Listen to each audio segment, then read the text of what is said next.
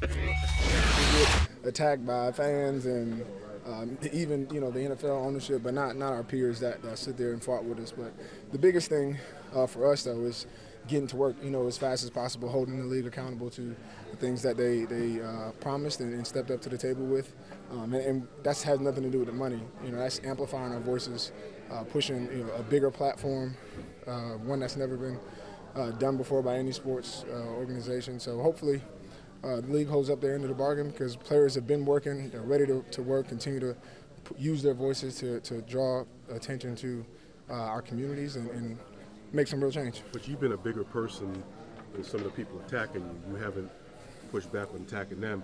How have you been able to do that? Well, I mean, you can say what you want about me. At the end of the day, my focus and my goal has always been about the people and making that change. So, I don't get into mudslinging because that doesn't benefit me, it doesn't benefit them, it doesn't benefit our movement. And quite frankly, all of us have contributed to where we've gotten, and all of us should be proud of it. We may disagree, but I'm still proud of those guys because they played a huge part in where we're at right now. Malcolm, what do you take from this game tonight?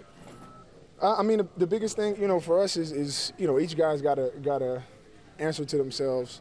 Did they prepare as well as they needed to? And if the answer is yes, then you live with the results. That's a good team that we played. It's a hostile environment. They made some plays. You look at the game Russell Wilson had, some of the things that he did. We're going to go back and watch the tape, and you'll have no answer for it. But there's definitely some mistakes that we made that we got to clean up. But at the end of the day, we've lived and died on our preparation. And so if you feel good about how you prepared and what you've done leading up to this, you can't get upset about the result. Sometimes it happens. It's been going our way, obviously, all year. But it doesn't change who we are. It doesn't change what we're doing. I think as we stay out here on the West Coast, we've got to dive back into our preparation. Got another road game, another quality team we're going to see. And so I think we'll just double down in a week and see what happens next Sunday. Malcolm, you have been playing against Russell Wilson for years. No matter how you try to prepare for this guy, he still is probably the most frustrating quarterback out there. Yeah. What makes him so difficult to defend? He's a human, joystick, man. It's some of that stuff. He gets out of the pocket and your D-line can't get to him. You've got guys covered on the back end, and all of a sudden they're scrambling around. So even if you pull them up, you get a holding call on the back end just because it's hard to stay with those receivers for that long. He makes some great throws under pressure. And his ability to improvise is the biggest thing. The one, he gets out of the pocket. Our DBs, we're taught stay in coverage until he crosses the line of scrimmage. He crosses it, and then he option pitches it out. Those are things you can't really prepare for. And, those are plays that, that's what makes him special and obviously a dangerous quarterback. Were you guys as mentally prepared as you should have been for this game, do you think, as a defense? I think so. I mean, they didn't do anything that we didn't expect. There was a few plays here or there where, we put ourselves in bad positions from an alignment standpoint, and we knew a little bit better. But, some of the plays, the zero blitzes, he threw it up.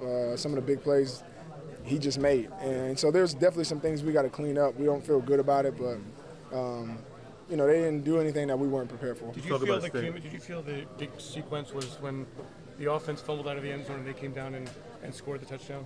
I mean, yeah, whenever you got an opportunity to score some points and then you give up the ball, that's a huge turning point in the game. And then defensively, we weren't able to get a stop. That was a huge, turning point, but we're still battling, after that.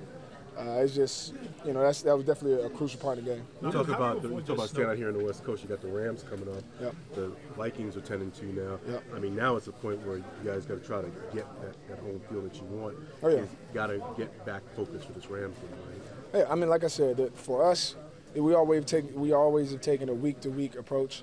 And now that we're kind of getting closer to the end, this is not the time to start thinking big picture, and we just need to get back to our preparation, focus on correcting the tape from this week, get in, Wednesday, go first and second down, and just stick to the process and what's got us here.